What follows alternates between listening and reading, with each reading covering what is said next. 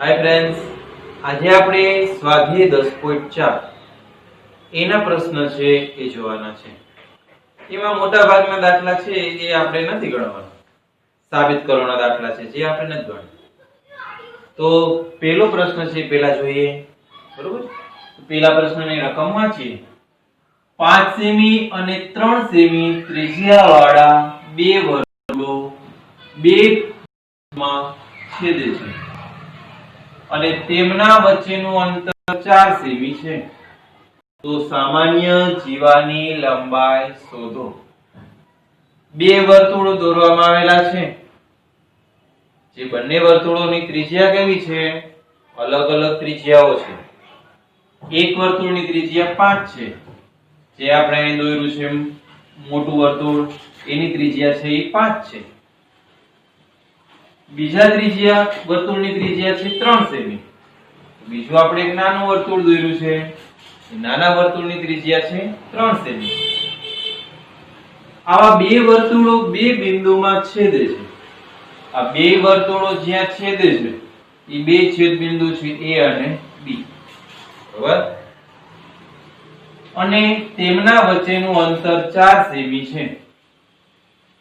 બે વર્તુળો જ્યાં એકબીજાને છેદે છે એના છેદ બિંદુ આપણે લખ્યા A અને B, એટલે આ A અને B છે એ બે વર્તુળ માટેની સામાન્ય જીવા બને। શું બને? સામાન્ય જીવા। જો લખેલું છે સામાન્ય જીવાની લંબાઈ શોધો। તો આ A અને B ને જોડવાથી જે રેખાખંડ બને છે એ રેખાખંડ બંને વર્તુળ માટે સામાન્ય જીવા બને, બરાબર? તો આ જીવા અને આ કેન્દ્ર, મોટા વર્તુળનું કેન્દ્ર, એ બે વચ્ચેનું અંતર છે 4 સેમી છે, એટલે કે આ OP નું અંતર જે છે એ 4 સેમી છે।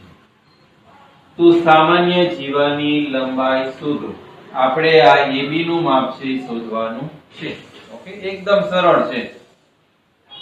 આ O થી P સુધીનું કેન્દ્ર, એટલે કે બંનેની સામાન્ય જીવા અને મોટા વર્તુળનું કેન્દ્ર, એ બે વચ્ચેનું અંતર છે એ 4 સેમી છે। આ OA છે એ શું છે? કે OA છે મોટા વર્તુળની ત્રિજ્યા છે। તો એનું માપ કેટલું હોય મિત્રો? કે એનું માપ છે 5 સેમી, કારણ કે મોટા વર્તુળની ત્રિજ્યા 5 સેમી છે એવું કહી દીધેલું, બરોબર? તો તમે કહેશો તો સાહેબ AP નું માપ કેટલું હશે? તમે પણ કહી શકો AP નું માપ કેટલું હોય? તો કે AP છે એ નાના વર્તુળની ત્રિજ્યા છે। તો નાના વર્તુળની ત્રિજ્યા છે એનું માપ કેટલું છે? કેટલું છે? 3 સેમી છે। ઓકે, તો આ માપ આપેલું છે તમને 3 સેમી। અને મિત્રો આ જે જીવા AB છે એમના ઉપર આ OP છે લંબ દોરવામાં આવેલો છે, તો એનાથી આ AB જીવાના બે સરખા ભાગ પડે।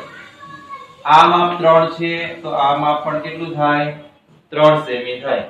તો આપણે એ જ શોધવાનું છે, સામાન્ય જીવાની લંબાઈ 3 ને 3 6 સેમી થશે। ઓકે, પણ આપણે અહીંયા લેખિત સ્વરૂપે દાખલો થોડુંક લખીએ। દાખલાનો જવાબ તો આપણે મળી ગયો કે 3 ને 3 6 સેમી થાય। લખીએ અહીં સામાન્ય જીવા AB પર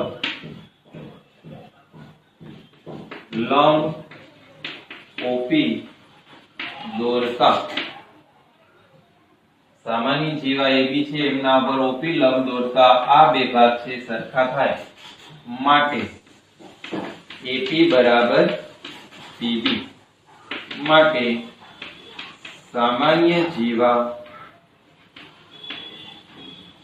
બરાબર AB બરાબર આના બમણા થાય PA ના, બરાબર? AP ના 2 ગુણ્યા AP, તો 2 ગુણ્યા 3 બરાબર કેટલા થશે?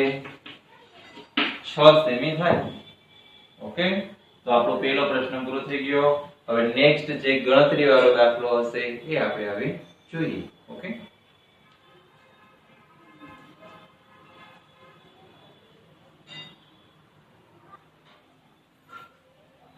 તો મિત્રો હવે એમના પછી છેલ્લો દાખલો છઠ્ઠો છે ગણવાનો થાય છે, બાકી એક પણ દાખલા ગણવાના થતા નથી। ઓકે, તો છઠ્ઠા દાખલાની રકમ આપણે જોઈએ. એક વસાહતમાં 20 મીટર ત્રિજ્યાવાળું એક વર્તુળાકાર વિહાર સ્થાન આવેલું છે. બરોબર, તો આપણે આ ત્રિજ્યાવાળું એક વર્તુળ દોર્યું. કેટલી ત્રિજ્યાવાળું? 20 સેમી ત્રિજ્યાવાળું આ વર્તુળ દોરેલું છે. જો આ દાખલો થોડોક હાર્ડ છે, થોડોક સમજવા અઘરો છે, તો સૌથી પહેલા તો વ્યવસ્થિત જોશો એટલે આવડી જશે તમને. પહેલેથી ધ્યાન આપો. બરોબર, આકૃતિથી ધ્યાન આપતા રહેશો એટલે વાંધો નહીં આવે. એક વસાહતમાં 20 મીટર ત્રિજ્યાવાળું એક વર્તુળાકાર વિહાર સ્થાન આવેલું છે. આખે આખું વિહાર સ્થાન છે એટલે કે રહેવાની જગ્યા છે. કેટલી ત્રિજ્યાવાળી? તો કે 20 સેમી ત્રિજ્યાવાળી. બરોબર. ત્રણ છોકરાઓ અંકુર, સૈયદ અને ડેવિડ દરેક પોતાના હાથમાં રમકડાના ટેલિફોન એકબીજા સાથે વાત કરવા માટે રાખીને વર્તુળની સીમા પર સરખા અંતરે બેઠા છે. ત્રણ બાળકો છે, અંકુર, સૈયદ અને ડેવિડ. ત્રણેય પોતાના હાથમાં રમકડાના ટેલિફોન લઈ અને સરખા અંતરે ક્યાં બેઠા છે? સરખા અંતરે વર્તુળની સીમા પર બેઠા છે. બરોબર છે. તો આ વર્તુળ ઉપર ત્રણેય મિત્રો છે. અંકુર, તો આપણે અહીંયા અંકુર બેસાડી દઈએ. હાલો, અહીંયા અંકુર બેઠા છે, અહીંયા સૈયદ બેઠા છે અને અહીંયા ડેવિડ બેઠા છે. ડેવિડ. આ બધાના અંતર કેટલા છે? આથી A થી S સુધીનું અંતર સરખું છે. S અને D છે એ સરખા અંતરે છે. A અને D છે એ પણ સરખા અંતરે છે. એવું કીધું છે ને તમને, સરખા અંતરે સાથે વાત કરવા માટે રાખીને વર્તુળની સીમા પર સરખા અંતરે બેઠા છે. જેટલું A થી S નું અંતર છે એટલું S થી D નું અંતર છે એટલું A થી D નું અંતર છે. બરોબર છે. સરખા અંતરે બેઠા છે. તો દરેકના ટેલિફોનની લંબાઈ શોધો. દરેકના ટેલિફોનનો જે વાયર છે એની લંબાઈ તમારે શોધવાની છે. એટલે કે A થી S સુધીનું અંતર, S થી D સુધીનું અથવા તો A થી D સુધીનું, બધાયના અંતર સરખા છે એટલે આપણે કોઈ પણ એક અંતર અહીં શોધવાનું થાય છે. ઓકે, તો એના માટે શું કરશું? જો આ કેન્દ્રને આપણે નામ કહી દઈએ O. બરોબર, તો આ A થી O સુધીનું અંતર કેટલું હશે? ઓકે, A થી O સુધીનું અંતર એટલે ત્રિજ્યા છે અને ત્રિજ્યા છે આપણે 20 સેમી રાખવાનું કીધું છે. તો આ અંતર કેટલું હશે? 20 સેમી. બરોબર. એ જ પ્રમાણે આ અંતર જોઈએ O થી A સુધીનું, તો એ પણ 20 સેમી હોય. એ જ પ્રમાણે O થી D સુધીનું અંતર લ્યો તો એ પણ કેટલું હોય? 20 સેમી. બધી છે ત્રિજ્યાઓ છે. તો આપણે શું કરશું? આપણે SD નું માપ જોઈએ છે. ચાલો તો શું કરશું? તો એના માટે તમારે સૌથી પહેલા સમબાજુ ત્રિકોણનું ક્ષેત્રફળ અને અંદર જે આ ત્રિકોણ બને છે OSD નું ત્રિકોણ એને સરખાવો. કોઈ પણ ને સરખાવો તો હાલે, પણ કોઈ પણ માં આપણે OSD છે પસંદ કરીએ છીએ. બરોબર છે. તો મિત્રો આ મોટું ત્રિકોણ જે બારે બને છે એ મોટા ત્રિકોણની અંદર OSD ના માપના ત્રણ ત્રિકોણ છે. આ બધા ત્રિકોણના ક્ષેત્રફળ કેવા થશે? સરખા થશે. તો આપણે સરખાવશું કે ત્રિકોણ ASD નું ક્ષેત્રફળ બરાબર 3 ગુણ્યા ત્રિકોણ OSD નું ક્ષેત્રફળ. તો તમે કહેશો સાહેબ OSD નું ક્ષેત્રફળ શોધવું છે તેનું સૂત્ર શું આપણે લાગુ પડે? કયો પ્રકાર છે? તો કે ખબર નથી આપણે. સમદ્વિબાજુ આપણે કહી શકીએ કે બે બાજુના માપ સરખા છે, પણ સમદ્વિબાજુનું સૂત્ર શું છે? કે પાયો ગુણ્યા પાયા પરનો વેગ. આપણે આ SD છે પાયો લઈએ તો એમના ઉપર આપણે ત્રિકોણ ઉપર વેધ દોરી દઈએ પોઈન્ટ. તો હવે આપણે એક ત્રિકોણનું ક્ષેત્રફળ શોધી શકીએ કે પાયો ગુણ્યા પાયા ઉપરનો વેગ. ઓકે, તો અહીંયા પણ ફરીથી પ્રશ્ન છે કે પાયાનો માપ તમને ખ્યાલ નથી, કઈ વાંધો નહીં, તો આપણે શોધવાનું ન જ ખ્યાલ હોય. પણ આ વેધ છે એનું માપ તમને ખ્યાલ છે? એમના વેધનું માપ પણ આપણે ખ્યાલ નથી. તો વેધનું માપ ખ્યાલ ન હોય તો આપણે ઈ સૌથી પહેલા ધારી લેવાનું રહેશે. શું ધારશું? વેધનું માપ ને વેધનું માપ તો આપણે શોધશું.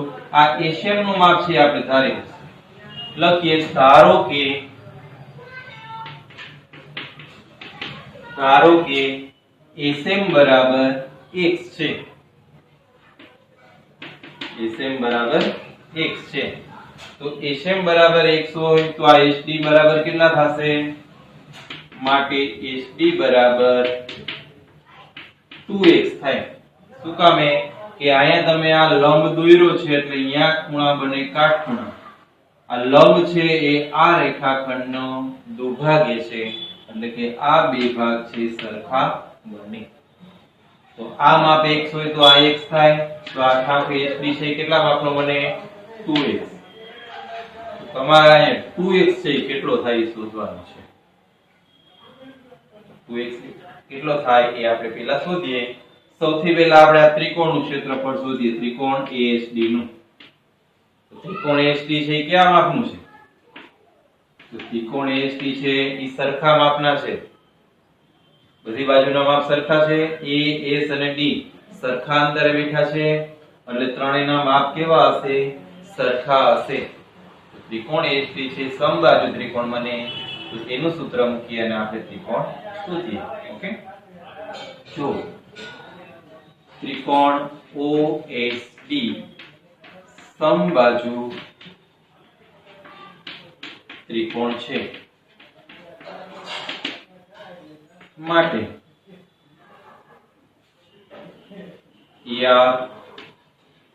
OSD બરાબર શું સૂત્ર મૂકશો? સમબાજુ ત્રિકોણના ક્ષેત્રફળનું સૂત્ર શું છે? તો કે વર્ગમૂળમાં 3/4 ગુણ્યા બાજુનો વર્ગ. બાજુ તરીકે આપણે આ SD બાજુ છે લેશું. ઓકે, SD નો વર્ગ. SD નો વર્ગ વર્ગમૂળમાં 3/4 ગુણ્યા બાજુ એટલે SD નું માપ કેટલું? તો તમે કહેશો કે 2x. ઓકે, 2x નો વર્ગ. તો વર્ગમૂળમાં 3/4 ગુણ્યા 2 નો વર્ગ 4, x નો વર્ગ x વર્ગ એટલે 4x વર્ગ. 4 4 ઉડી ગયા. તો તમારો જવાબ આવ્યો વર્ગમૂળમાં 3x નો વર્ગ. ઓકે, આ એક ત્રિકોણનું ક્ષેત્રફળ મળી જાય. એની સાથે આપણે આ ત્રણ ત્રિકોણના ક્ષેત્રફળ સરખાવવા છે. પણ આ ત્રિકોણનું ક્ષેત્રફળ શોધવું પડશે ને પહેલા. એના માટે શું સૂત્ર છે? તો કે પાયો ગુણ્યા પાયા ઉપરનો વેધ. આ પાયો SD છે આપણે ધારી લીધો છે 2x મળ્યો છે. આ વેધ કેટલો હશે? તો કે વેધ આપણે પહેલા શોધી લેવો પડશે. તો શોધી આપણે વેધ. તો મિત્રો અહીંયા લંબ દોરવાથી અહીંયા જે ખૂણો બને છે કાટકોણ ત્રિકોણ છે. તો કાટકોણ ત્રિકોણ હોય તો પાયથાગોરસના નિયમમાં તમારે આ બાજુનું માપ છે મળશે. કર્ણનો વર્ગ એટલે કે OS નો વર્ગ બરાબર બાકીની બે બાજુ એટલે કે OM વર્ગ વત્તા SM વર્ગ. OS છે ત્રિજ્યા છે. ત્રિજ્યા એટલે 20 નો વર્ગ. OM એટલે લંબ છે. એ લંબ ક્યાં માપનો એ આપણે ખ્યાલ નથી. તો OM ની જગ્યાએ આપણે OM વર્ગ એમ લખશું વત્તા SM. SM એટલે x નો વર્ગ. ઓકે, 20 નો વર્ગ 400, x વર્ગ લઈ લ્યો આ બાજુ એટલે -x વર્ગ બરાબર OM નો વર્ગ. પણ આપણે OM વર્ગ નહીં શું જોઈએ છીએ? OM જોઈએ છીએ. તો આપણે OM અહીંયા લખી નાખીએ. બે બાજુ વર્ગમૂળ કરીએ. OM નો વર્ગનું વર્ગમૂળ એટલે OM.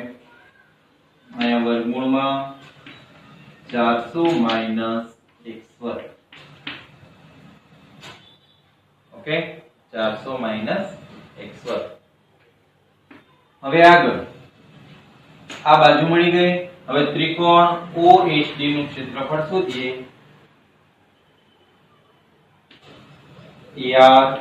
OSD બરાબર 1/2 ગુણ્યા પાયો એટલે SD ગુણ્યા પાયા પરનો વેધ એટલે OM. ઓકે, 1/2 ગુણ્યા h3, તો કે h3 એટલે આપણે ખ્યાલ છે કેટલું છે h3 નું માપ 2x, તો અહીંયા આપણે લખશું 2x ગુણ્યા OM, કેટલા OM એટલે તો કે OM એટલે 400 વર્ગમૂળમાં 400 માઈનસ x નો વર્ગ, બરોબર. અંશ છેદમાંથી 2 છે ઉડી જશે તો શું વધશે, તમે કહેશો કે સાહેબ અહીંયા વધે x વર્ગમૂળમાં 400 માઈનસ x વર્ગ, મળી ગયું આનું ક્ષેત્રફળ. તો મિત્રો હવે તમારે આ બંને ક્ષેત્રફળ છે એ સરખાવવાના છે. ક્યાં બંને, તો કે OSD નું, સોરી આ OSD છે, આ ASD છે, ભૂલથી OSD લખાઈ ગયું છે. ASD નું ક્ષેત્રફળ અને આ OSD નું ક્ષેત્રફળ એ બંનેને સરખાવવાના, એટલે તમને એમના ઉપરથી x મળશે અને x મળી જાય પછી શું કરવાનું, x મળી જાય પછી તમને આ બાજુનું માપ છે એ મળી જાય, બરોબર. પણ આપણે હવે જગ્યા ઓછી છે આટલામાં નહીં સમય, પેલા આ રકમનો ભાગ છે પૂછી નાખો છો, ઓકે, એટલે આપણે એટલામાં જગ્યામાં સમય જશે, બરોબર.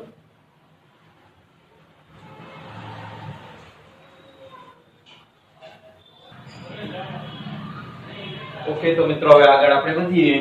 હવે અહીંયા થોડીક જગ્યાએ જેનો ઉપયોગ કરી જ લઈએ આપણે, નહીં તો હજી નહીં સમય. શું મૂકશું, તો કે AR ASD બરાબર કેટલું, તો કે ARSD છે એ આ ત્રિકોણના 3 ગણો છે, તો આપણે એને 3 સાથે ગુણાકાર કરશું. 3 ગુણ્યા AR OSD, બરાબર.